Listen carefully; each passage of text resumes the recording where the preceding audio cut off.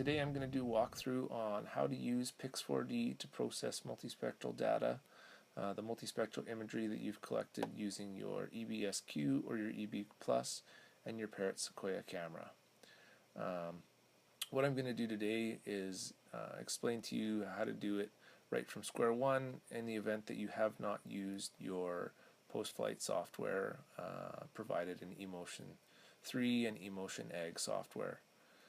What that post-flight software is going to do for you is separate your images, optimize your geolocation data, set up a Pix4D project for you, save your flight data, calibrate your images, and more. So I definitely recommend using that post-flight data if you have it available, but there are cases where you have to do everything manually.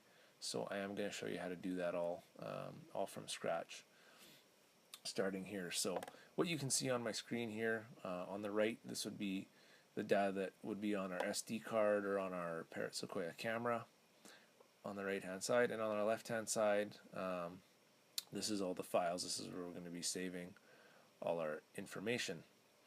So how I like to set up my files, I always usually start with my customer, followed by the location, followed by the date, and then I insert the image files. You can see inside the image files I have a folder for multispectral imagery, a folder for RGB imagery, and I've also added in this folder for any pictures that I've taken while I've been out in the field or on the ground there. So we'll move our multispectral data first. You can see on the right hand side here, this is sorted by name. That's going to be a little bit of a hassle, so we'll just go ahead and change that to sort by type. We will select all of our information, all of our images, shift and click to select it all. Oop, this is our RGB. I guess we can do that first. And drag and drop into our RGB folder. See, it doesn't take long. Now we'll go into our multispectral folder. That should be all that's left in here. We can select it all, click on the first, come down to the bottom, shift and click, and move it all over.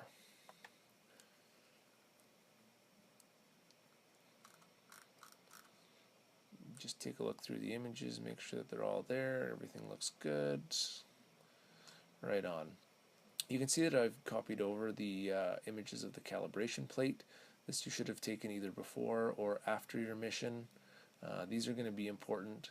If you use the post-flight processing with eMotion software, this is already going to be done for you. But if you're doing it yourself, you do have to make sure you include these in your data. So we've done that. Now we're ready to go into Pix4D and open a new project.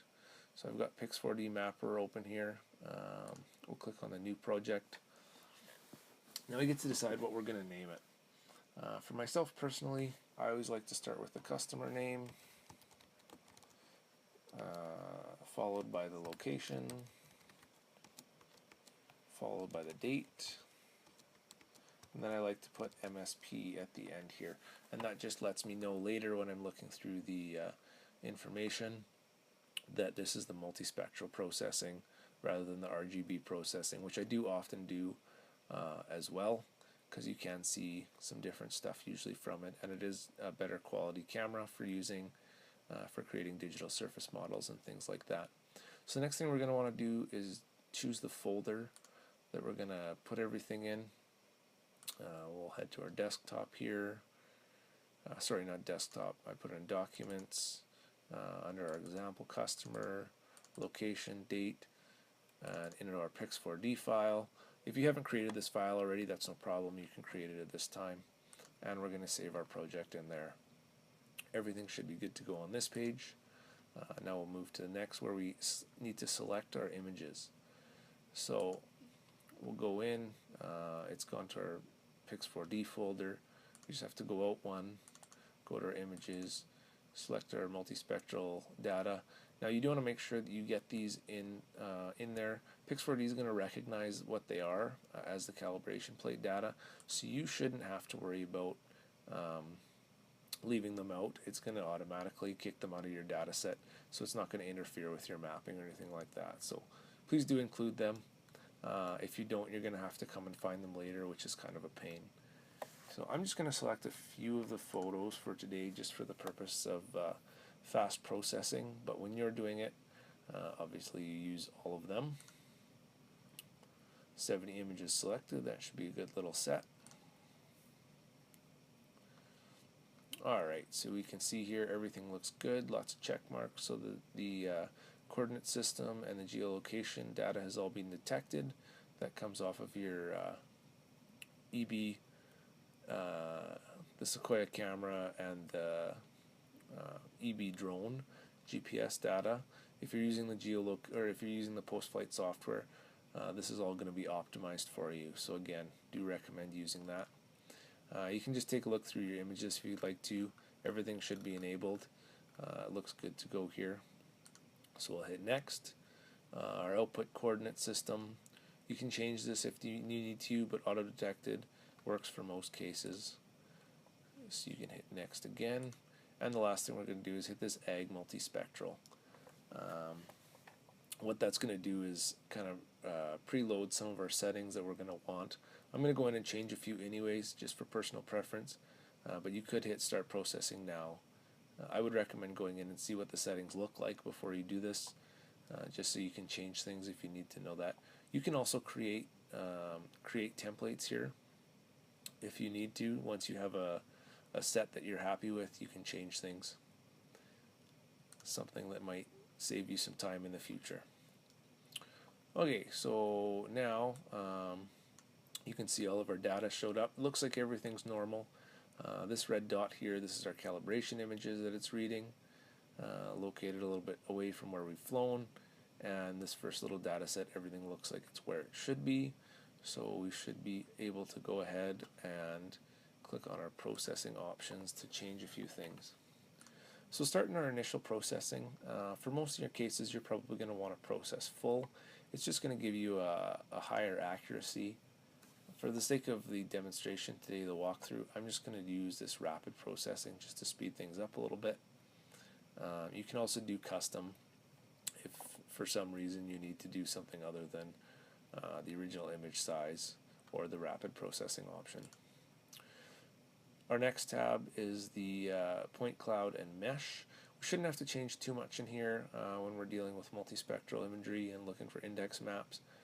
If you do want to, you can change this image scale for the point cloud densification. Obviously, the greater your image scale, the slower it's going to process, but the more accurate your data is going to be, as well as this point density. If you're doing something like 3D modeling, or you wanted to have a really accurate digital surface model, you may want to change this to high or optimal, but it does definitely make a huge difference in your processing time. So we're going to leave it as low today to save ourselves some time. Under this 3D mesh tab, there should be nothing you have to worry about. For what we're doing, all it does is generate a 3D textured, basically a virtual representation of your area that looks a little bit nicer than the point cloud for presentation purposes. The last tab we're going to come into here is this DSM, orthomosaic, and index tab. This is where we're going to do most of our work. We're going to start in the DSM and orthomosaic area. I personally like to raster the DSM in most cases, and if you always want to have merge tiles in there. It's going to, because it processes especially larger files in smaller chunks, and if you don't merge the tiles, then you're going to only be able to open them in small chunks afterwards. So I definitely recommend doing that. I'm not going to raster the DSM today just for the sake of time, but just one tip for you: if you do not raster the DSM, you will not be able to open this mosaic editor after your processing to go through and look at your you won't be able to look at your orthomosaics essentially in Pix4D. You'll have to open them in another source at the end. So just something to keep in mind when you're in this box. The other thing is this orthomosaic box. I always like to have it selected, the geotiff and merge tiles, of course, for the same reasons as above. The purpose of exporting these orthomosaics, it's going to raster them, so you're going to be able to open them in other files such as QGIS or ArcGIS or whatever you're using afterwards. The purpose of that is just going to give you a better reference. Sometimes it's hard to tell where you are in the field, and there's some things you can't see using the index mapping that you can see using that orthomosaic. So it is a good idea to check that off and have it as an output. Should be nothing under this tab at this point that you have to deal with. If you are clicking your DSM and you're interested, you could also click this DTM. Again, it's just going to add more time to your processing. All the DTM is it's different than the DSM, as it has eliminated. It's going to try and eliminate your trees and your buildings and things like that that aren't just your landscape, and give you a good idea of what the ground is doing. This is good for water flow and drainage work and stuff like that. So just for your information, but in this case we probably don't need to use it. This index calculator tab, now this is the one we're probably going to spend the most time on here. You can see all my images are calibrated. That's because I've put those images in of the calibration plate when we were putting in our imagery. If you haven't put them in, or sometimes if it doesn't recognize them, you are going to have to calibrate manually. So you can just click on the calibrate button here, and this is going to come up. If you don't have the images input, you're going to have to go find it and bring it in here. You're going to want to select your area. You can just click to select your area. You can move these around. Make sure you're only on the gray space of the calibration target. And what this is going to do is it's going to equalize your data from one day to the next, given that you're going to have different ambient light conditions while you're out in the field flying. So this is a very important step if you ever do want to compare fields from one day to the next. Now the second section that you're going to want to look at here is this number, and the next to the word green here, 0.168. You might be wondering, what's that all about? Well, if you look on your calibration target here, I've got a picture of mine. It's green, 16.8%. You need to input that number in order for the calibration to be correct. So that translates to 0.168 in the calibration panel here. So if you're going to need to do that for any of these that don't have a green check mark beside them. Go through, find those files, highlight the areas, and input your numbers. If you need to change your resolution at all, you can do it here. I don't usually mess with it. I don't find that it's necessary. Again, in the reflectance map, we're going to want to hit this merge tiles button. It does not take a whole ton of extra time, and it is really, really handy. Sometimes if you have issues with opening larger files, this merge tiles maybe won't be your best option, but I haven't had a problem using the programs that I'm using afterwards, so pretty well always have that checked. And the last thing we're going to do before we go to process, we're going to uncheck this NDVI. And the reason that I do that now, you'll see that a little bit later, but when we're in our index calculator at the end, we're going to need to select an area before we actually render our index maps, because things like roads and trees and grassy areas are going to offset our contrast on our index map.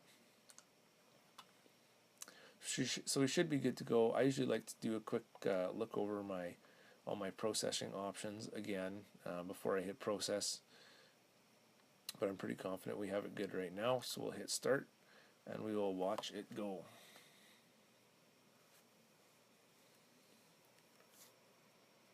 The one thing you can look at while it's processing here, if you hit this log output button, it's just going to tell you things that are going on.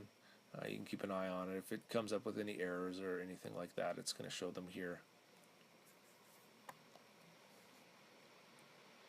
Obviously, the more data you have, the larger area you've flown, and the more picture you've taken, the longer this processing is going to take. Typically, I find for a quarter section, I guess if you're doing rapid processing, it's going to take you about half an hour.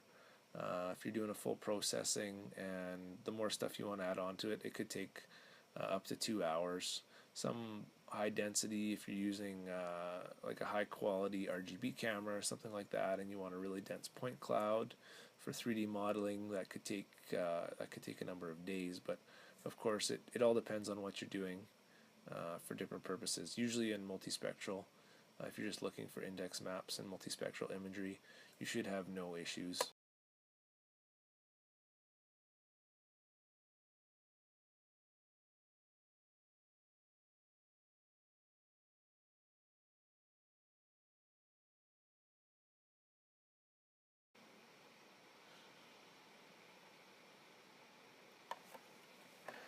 Alright, so you can see here that step 1 has completed, and step 2, because we didn't have much going on in step 2 there, so it was very, very fast.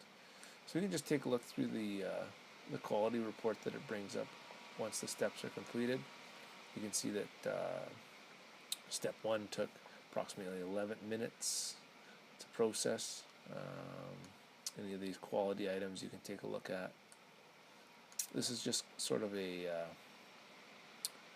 preview of what you're going to look at, just to make sure that your data looks good and everything's processing correctly. Sometimes if something goes wrong, or if there's data missing or something like that, you'll be able to tell at this step, which saves you some time of processing step 2 and 3. This overlap is a really nice feature that they have in here. The green areas obviously have more overlap and the red areas less. This is really shows the importance of setting those overlap settings when you're flying. If it's too thin in areas like this, you may get this is where you're probably going to get errors in your data. So something to look at before you go flying for sure. Overlap is very important.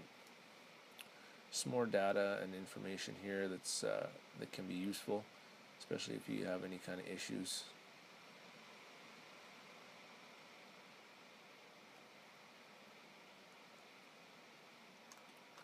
Point cloud identification, that took all of 5 seconds, so that didn't take very long, obviously.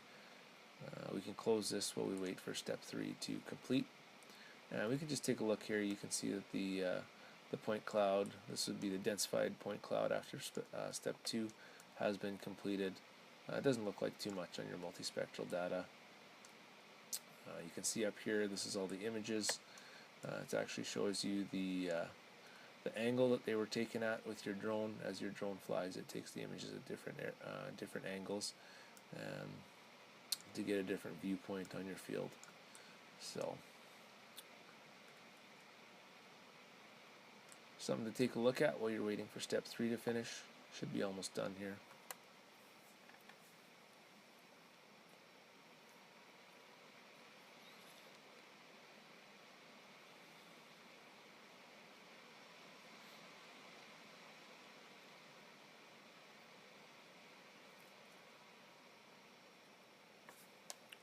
Alright, so there we go. Step 3 is completed. It opens up the quality report again for us to take a look at. We've already made it to here, so we can just take a quick glance, make sure everything looks good in this area, and we can close that. So on the left hand side here, for the purposes of index maps and multispectral imagery, we're going to want to be going into this index calculator. It'll take a second to load all of the maps that I just created. It's going to load all the maps individually, and it's going to need them loaded individually so that you can mix and match. There we go. It's ready to go. Everything looks good. So the first thing that we're going to need to do now is draw our regions, and this is the reason that we unchecked the NDVI in the initial the processing options before we started, because you can see things like this oil field lease road. This is a lease road that runs down here. Is going to mess with it. These shadows, stuff like that. All of it's going to be hard on your data. It's going to give you errors, and it's going to throw off your contrast because the reflectance of the road here, the oil field site, or even this field versus this field, is going to give you errors in your contrast. It's going to throw your contrast way off. So we can click add there. You can add as many different regions as you can, as you're interested in doing. Let's say we'll do this region and this region. So we'll add 2. We're going to draw them quick. You want to cover the area. Try and be careful not to get anything outside of the crop that you're looking at. I mean, obviously sometimes creeks and trees and stuff like that are going to be unavoidable. Add that one. We can switch to the other one. We'll draw that.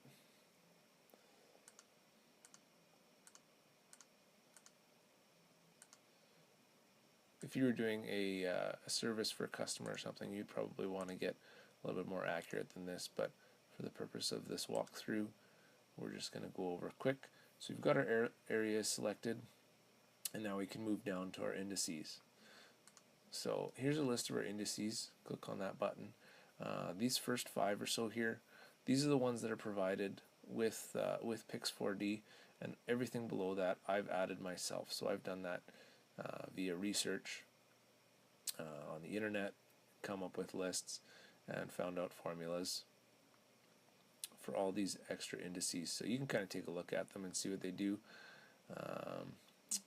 To add an index, you just click the add button here.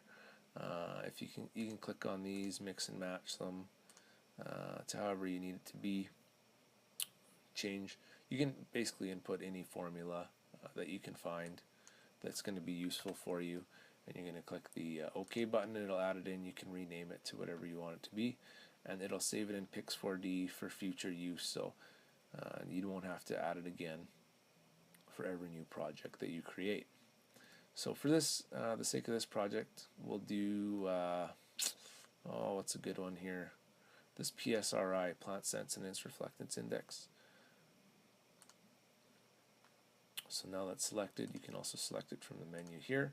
Once you've added them, you can see the formula shows up here, and we at this point can hit generate. So every time you want to generate a different type of index, like perhaps instead of PSRI we wanted to do an NDVI or SAVI or something like that, it is going to take you a few seconds, but as you can see, it wasn't too painful. So our index map now has been generated, and these are the settings that are going to change the look of the map for us. So you can see this first button here, the number of classes. So basically we have 5 different colors, and it's split the data from basically the highest value to the lowest value into these different colors. So if we want to bring this number down, we can bring it right down to 2, and it's going to give us red and yellow. We're just looking at this this side right now. If we wanted to do it for this one, we have to check to our different region and change that down to 2 as well. You have to do that per region. You can make as many as you want. We'll stick with 5 for today. Keep everything simple.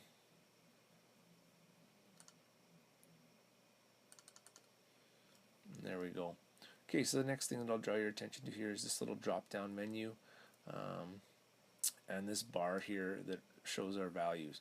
So right now it's set to equal area. That means that the amount of red on the map is going to be equal to the amount of orange, the amount of light orange, the amount of yellow, and the amount of green on the map. If we'd like to change that, we need to change to something like equal spacing. Now this is one that I prefer. You can see that it makes the map look quite a bit different versus the equal area. I think it gives a little bit of a better representation of your data than the equal spacing map, but there are definitely occasions where the equal area is useful. It does often show you contrast that you cannot see otherwise.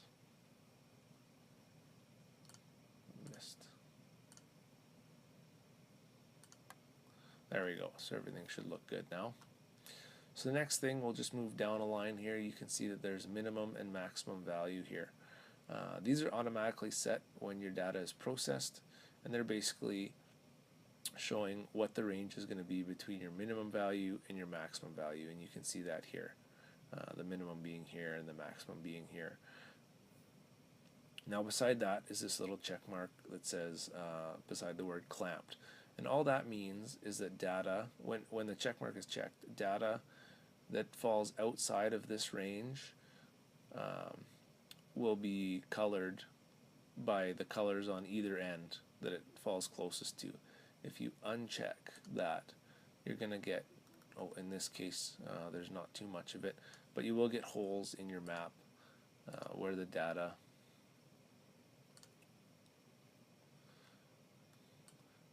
falls outside that range. So that's good in this area of the field. That means that everything is quite even. So we should be good to move on from there. If you're interested in changing the spectrum, you can. Just to give yourself different colors. Sometimes you can see different things if you use different colors, but it is all going to be portraying the same data. The other thing you can do is invert your colors. That's also going to potentially give you a different view of what you've just processed.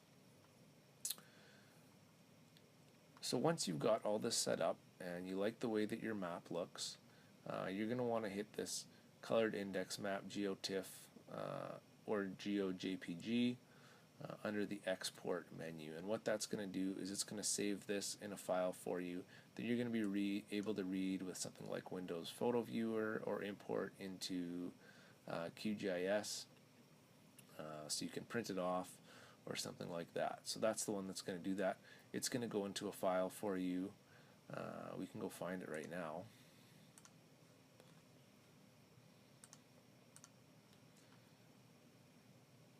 We'll go into our Pix4D file here. Underneath here it's going to be under Index, Indices, PSRI, and we're going to be able to see it there. I mean, we haven't exported it yet, so that's what it looks like without the colors and the difference once we export it.